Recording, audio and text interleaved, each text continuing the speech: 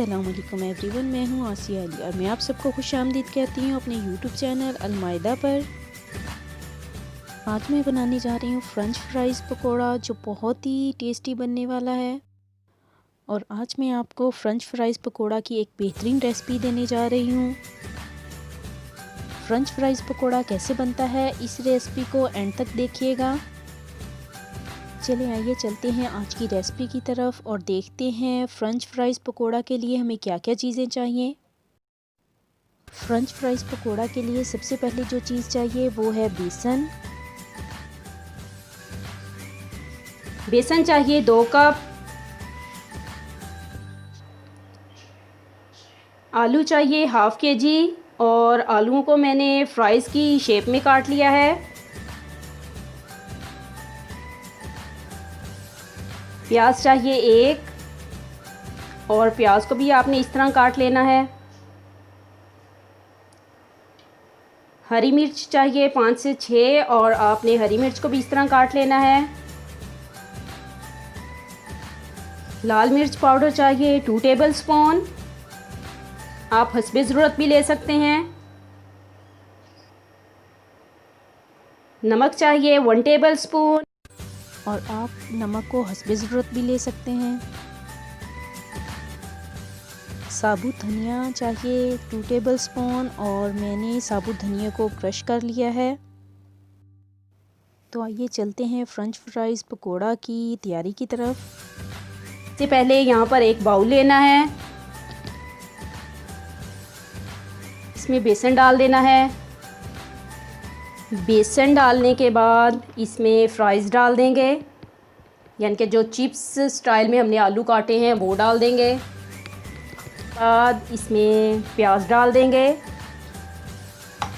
प्याज डालने के बाद लाल मिर्च डाल देनी है, सूखा धनिया डाल देना है और नमक डाल देना है। नमक डालने के बाद इसमें हरी मिर्च डाल देनी है और इसको पानी डालकर अच्छे से मिक्स कर लेना है।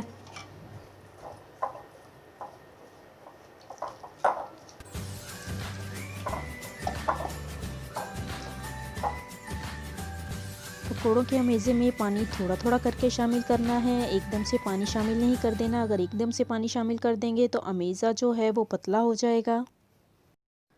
और यहाँ पर फ़्रेंच फ्राइज़ पकोड़ों के लिए अमेज़ा रेडी हो चुका है।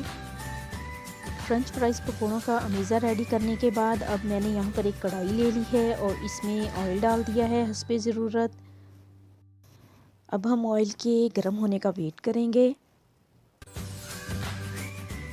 और यहाँ पर ऑयल बिल्कुल गर्म हो चुका है। अमेज़े की आप शक्ल देख लें, आपने इतना ही थिक रखना है अमेज़े को। अब आपको अमेज़े का जो कलर है वो थोड़ा येलो लग रहा होगा, तो मैंने इसमें 1 टीस्पून हल्दी भी डाली थी, खुद ही से ऐड कर ली थी कि कलर अच्छा हो जाएगा। अगर आप करना चाहें तो आप भी कर सकते हैं। और पकोड़ों को तलने के लिए आप हाथ का इस्तेमाल भी कर सकते हैं और चम्मच से भी डाल सकते हैं कढ़ाई में। बिस्मिल्लाहिर्रहमानिर्रहीम। और मैंने पकोड़े जो हैं वो कढ़ाई में डाल दिए हैं।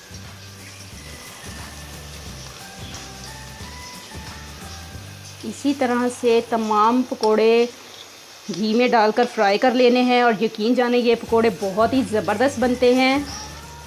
आपके घर में बच्चे हों या बड़े, सबको बहुत पसंद आएंगे ये पकोड़े। और सब आपसे बार बार फरमाइश करेंगे कि ये फ़्रेंच फ्राइज़ पकोड़े हमें दोबारा बना के दें। पकोड़े हैं, इनकी साइड चेंज कर लेते हैं। ये एक साइड से फ्राई हो चुके हैं और आपने इस तरह से साइड चेंज कर लेनी है।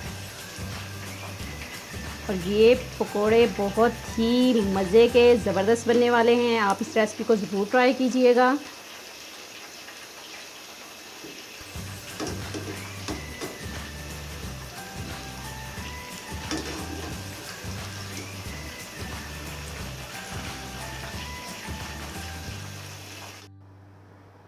और यहाँ पर फ़्रेंच फ्राइज़ पकोड़ा रेडी हो चुका है। अब मैं इसको निकाल लूँगी। कलर देखें आप कितना ज़बरदस्त आया है। जितना आपको इसका कलर ज़बरदस्त लग रहा है इतने ही ये ज़बरदस्त बने होंगे, बहुत ही टेस्टी बने होंगे। जायका मैं अभी आपको बता सकती हूँ कि कितना ज़बरदस्त होगा इन पकौड़ों का।